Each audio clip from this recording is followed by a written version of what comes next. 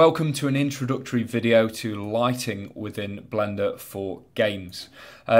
This is something that a lot of students have completely negated in the past. They've had very flat shaded games that look something like this, which really is a shame.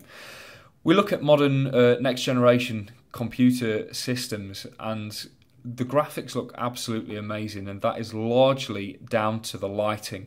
Lighting is a big part of any contemporary video game, and if you guys are going to create games that are going to impress people, this is perhaps the direction that you need to sort of go in terms of improving your graphics. So when we look at Blender, we've got a very simple scene here with a few primitive objects.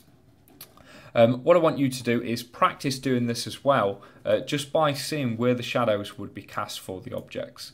Now at the moment everything is lit up from all directions. The ambient illumination is quite bright, so we can't really see many shadows. Now when we play the game, it doesn't look like that anymore. We have shadows within it, and the reason why is if we go down here, the shading for our scene at the minute is in solid mode. Now solid mode is great for when we want to model stuff and we want things to be nicely lit so that we can go in and we can see what we're doing. However, what we want to be doing is setting it to texture mode, which now allows us to see the shadows. Now this thing here is a point light, and every single scene starts with a point light. If I delete it, then what you'll notice is that everything gets really overexposed. What you guys need to be doing is adding lights to your scene, and they're called lamps. And if we go up, mine's slightly different to yours, but if you go up to add and come down to lamp, I need to go on create and come down to lamp. We've got 5 different types of lamp, and I'm going to start by adding a point lamp. Now you might notice that everything's gone dark, and the reason for that is the point lamp is almost touching this section over here. As I move it, we can see how the shadows and the lights transform and how Blender is working out where the lights and the shadows should be. If I raise it, just like when the sun rises, things in general get lit more, and as it is lowered, things start to get darker. Okay, so let's have a look then at how we can light our scene. Well, first of all, with a lamp selected, we get this symbol over here. If I click off of the lamp, you'll see it disappears. So I'm going to select the lamp again and give it a click. This allows us to change what type of lamp we have got. Let's quickly go through what they do. First of all, a point lamp. This is the one that you are mainly going to be using in your video game to light your levels. You want to have lots of these all over the place, point lamps. What they do is they shine out in every single direction. They're an omnidirectional light that shines out all over the place, up, down, left, right, all over. The next one is a sun lamp, and that does exactly what it says on the tin. It is supposed to represent the sun, and we can sort of change its direction by rotating it around, and you can see that that is very bright and it casts very dark shadows. If we were doing an external scene, that would look really good right now. The further you move it away, and the lower the angle, sort of the less impact it should have. The next one, a spot lamp. If you look here, you can see how it's like a round disc of light. It's almost like a torch, or when you see somebody on stage that's got a spotlight around them. This is really good for basically creating street lamps, or for creating torches, or maybe creating car headlights, something along those lines. So basically a cone of light shining down. We can also use the scale manipulator to alter how big we want our cone to be. And obviously we just point it by rotating it into different places. It's worth noting at this point, guys, that all lights can be animated. All lights can be animated just by animating it down in the timeline editor and then using an action actuator. We could make this thing sort of scan around if it was a prison yard, scanning around all over the place, really bring life to your video game. The hemi and area lights are basically supposed to represent soft studio lights. You can see that looks really nice there. The difference between a hemi and an area light is a hemi light shoots forwards only, and an area light will shoot forwards and backwards, but neither of them will shoot left or right. So it's basically either forwards only. These lines here are supposed to suggest like an umbrella around it that's not letting the light go backwards.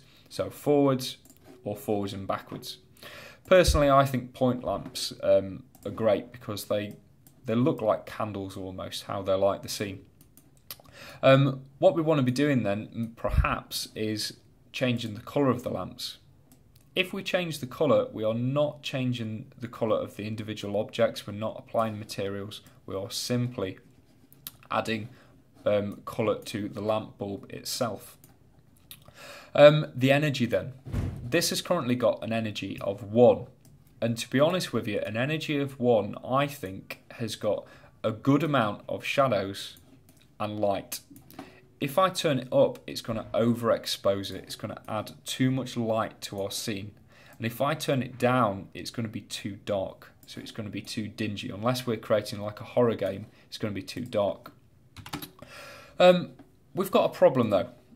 I'm just going to return this back to be sort of like a more neutral colour. We're best not to have really bright colours unless our game warrants it, but maybe just sort of like a tint of red off of white. We've got a problem in that if I duplicate this light, you can see that everything has gone really, really bright. And the reason why it's gone really, really bright is because we've now got an energy of 1 here and an energy of 1 here, which is the same as having one light with an energy of 2. So by adding 2 lamps to my scene, what I'm going to do is I'm going to change their energy down to 0.5 each, which has restored it to the same value as if we had 1 lamp. However, now what we're able to do is have light coming from 2 different directions. So we still get harsh shadows over here, but on the faces of things, we've actually got like a main light and a key light. If I duplicate it again, it's going to go overexposed again. So now I need to consider setting the lamp settings down to sort of 0.33. Now this is within sort of a room or a basic area. So you can see that's lit from all over the place now. You can see that this is within sort of a room or a basic area. Obviously, if you've got different sections of the level, you don't need to keep knocking down the energy levels. Just within that area, try not to go above an energy value of 1, unless you want to add a bit of shine to a section. So I've turned this back up to 1 and just used these as sort of like a backlight and a fill light over there, which looks much better than just having sort of 1 light in the scene. You can see that this is starting to look much, much better now. And if I press P to play, you can see that the game actually pretty much stays like that. That's basically it for lighting, guys, in this beginner tutorial. I'm going to go on to more advanced lighting and some techniques later on. I just want to show you a different project file I've made as well. So this is for like a flight simulator game that we created, and you can see at the minute that the graphics look pretty rubbish. They look like a 1990s version of Super Mario when they started bringing out the first 3D Marios. However, if we go again down here and change our a shading to texture, you can now see that by having this 1 lamp, we can now create some quite interesting effects, and we could animate this to create a sunrise, remembering that we don't see these lamps, they're invisible when we're in the game mode. So if I press P, you can't see it. You can see the sort of stuff that we could do with that, with lights going backwards and forwards. Maybe we animate it really, really slowly over the course of the level so that we can start making our daylight turn into nighttime, and then we could start being able to turn on flashlights and all that good stuff. That's it, guys. Awesomeness level, it's got a potential of about 3 million. Lighting is the future of video games. You do need to think about lighting and sound design, guys. It goes overlooked. Make sure you get it done.